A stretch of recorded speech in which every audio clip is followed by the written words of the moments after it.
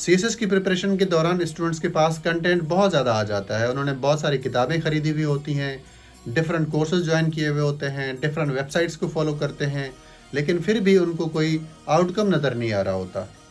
आज हम बात करेंगे सीएसएस मिनिमलिज्म की, कि किस तरह से आप कम से कम रिसोर्सेज रख के इफ़ेक्टिव तैयारी कर सकते हैं। बहुत सारे स्टूडेंट्स ऐसे होते हैं जिनके पास बहुत सारी किताबें होती हैं, बहुत सारा उन्होंने मटेरियल गैदर किया हुआ होता है, उनको वो पढ़ रहे होते हैं और उसके बाद अटेम्प्ट देते हैं। अटेम्प्ट देने के बाद जब वो नोट्स को देखते हैं जो उन्होंने खुद बनाए हुए होते हैं, उन नोट्स की पॉइंट्स जो हैं, उन नोट्स की जो बातें हैं वो उनको समझ नहीं आ रही होती। ऐसा लग रहा होता है कि वो नोट्स उन्होंने फर्स्ट टाइम बनाए हैं या फर्स्ट टाइम देख रहे हैं उन नोट्स को। ऐसा क्यों होता है? ऐसा इसलिए होता है कि उन स्टूडेंट्स ने रिवाइज नहीं किया हुआ, रिविजन्स नहीं की हैं। अब आपने क्या करना है, आपने 2 से 3 चीज़ें हैं जो फॉलो करनी है और इसको आपने नोट भी करना है। पहली चीज़ ये है कि ऑनलाइन जितना कम एक्सपोजर आपका होगा उतना अच्छा है।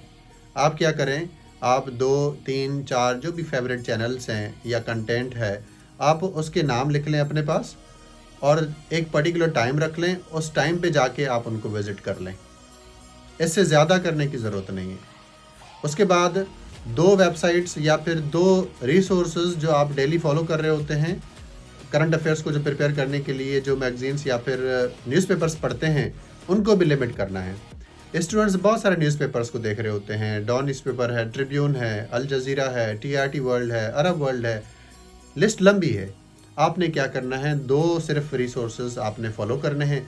एक आप मैगजीन्स फॉलो करें, ओपिनियंस और आर्टिकल्स वो फॉलो करें, और दूसरा रिसर्च पेपर्स फॉलो करें। बस ये 2 रिसोर्सेज आपके होने चाहिए, इससे ज़्यादा रिसोर्सेज को फॉलो ना करें। थर्ड चीज़ जो आपने करनी है वो ये है कि हर सब्जेक्ट के लिए आप एक बुक फाइनल करें, उसी को पढ़ें, उसी में से नोट्स बनाएं अपने।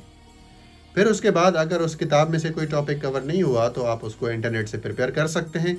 इसके अलावा ज़्यादा रिसोर्सेज आपने फॉलो नहीं करने हैं।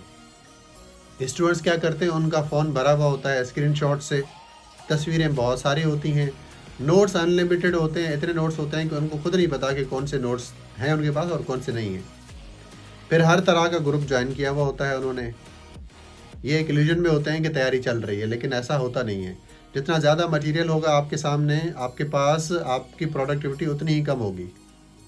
मिसाल देता हूँ मैं आपको, एक स्टूडेंट है जिसने 8 किताबें पढ़ी हैं, लेकिन उसको उन किताबों के बारे में कुछ नहीं पता, आइडिया नहीं है कि उनके अंदर कंटेंट क्या है, आर्ग्यूमेंटेशन क्या है। ज़्यादा ज़्यादा किताब का टाइटल, नाम याद होगा, एक आध बात याद होगी, दैट्स इट। अगर ऐसा कैंडिडेट है तो वो बेशक 10 किताबें पढ़े या 15 पढ़े, वो फ्रूटफुल रिजल्ट्स नहीं लेके आता। ऑन दी अदर हैंड, एक ऐसा कैंडिडेट जिसने एक ही किताब पढ़ी है लेकिन वो किताब की बहुत सारी बातें उसके फिंगर टिप्स पे हैं, तो वो उस किताब से ज़्यादा फ़ायदा ले रहा है। वो किताब को अच्छे से कोट भी कर पाएगा और डिफरेंट सब्जेक्ट्स में वो किताब कोट कर पाएगा अगर उसने सही तरीके से तैयारी की है तो। क्योंकि सीएसएस में आप क्या करते हैं, एक रिलेवेंट कोई बात होती है, एक डीलिंक्ड बात होती है, आप उसको लिंक करते हैं किसी रिलेवेंट बात के साथ। तो आपने क्या करना है, लिमिटेड रिसोर्सेज को फॉलो करना है। 3 किताबें पढ़ने से बेहतर है कि एक किताब को 3 दफ़ा पढ़ा जाए। आपने यही स्ट्रेटजी फॉलो करनी है। मिनिमलिज्म की तरफ आपने जाना है। कम से कम कंटेंट आपके पास होना चाहिए, कम से कम आप खुद को ऑनलाइन एक्सपोज करें ताकि आप इफ़ेक्टिवली तैयारी कर सकें। इस तरह से अगर आप करते हैं तो आप ज़रूर कामयाब हो जाते हैं।